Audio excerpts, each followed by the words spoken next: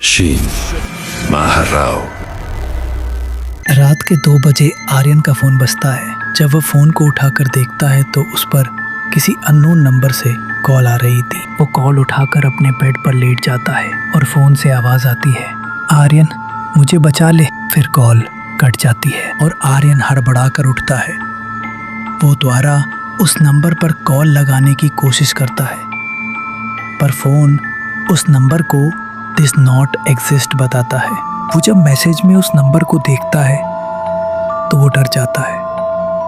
वो नंबर उसके दोस्त विक्रम का था, जिसकी पहाड़ी पर मौत हो गई थी। आर्यन ये सब देखकर बहुत डर गया था, पर उसने अब ऐसा फैसला कर लिया था जो शायद उसे नहीं करना चाहिए। उसने फैसला किया वो अगली सुबह उन पहाड़ियों पर जाकर विक्रम की मौत का पता लगाएगा।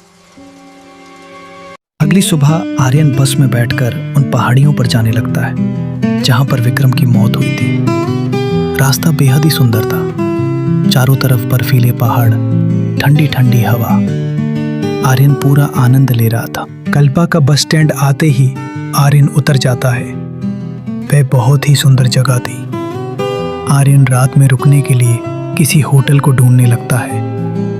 वहां पर वो एक बूढ़े आदमी से उस पहाड़ के बारे में पूछता है, तो वो बूढ़ा कहता है कि बेटा उस पहाड़ के बारे में ना पूछो, वहां पर जाकर कोई वापस नहीं आया। लेकिन आर्यन उसकी बात पर ध्यान नहीं देता और उस आदमी से होटल के कमरे की चाबी मांग लेता है। उस कमरे से बाहर उसे किसी के पैरों के निशान दिखे जो किसी पहाड़ी पर जा रहे थे। आर्यन बिना कुछ सोचे उनको देखने कमरे से बाहर निकल गया। कमरे से बाहर निकलकर वो उन पैरों के निशान का पीछा करने लगा। वो इनका पीछा करते हुए एक गुफा पर पहुंचा। आर्यन जैसे ही गुफा में घुसता है वो एक दीवार देखता है जिस पर लिखा था, वो मुझे नहीं आने देते, तू भाग जा।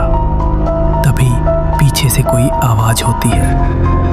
आर्यन जब मुड़कर देखता है तो पीछे विक्रम खड़ा था। आर्यन विक्रम से कहता है, तू जिंदा है? और विक्रम कहता, हाँ, पर कुछ देर के लिए।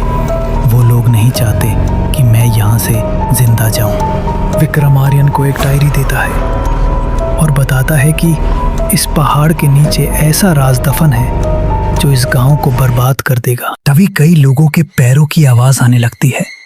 विक्रम जल्दी और धीरे से आर्यन से कहता है, अब हमारे पास सिर्फ एक रात है। गुफा के बाहर कई लोगों की परछाइयां दिखाई देती है जो बहुत डरावनी थी। शीन महाराव।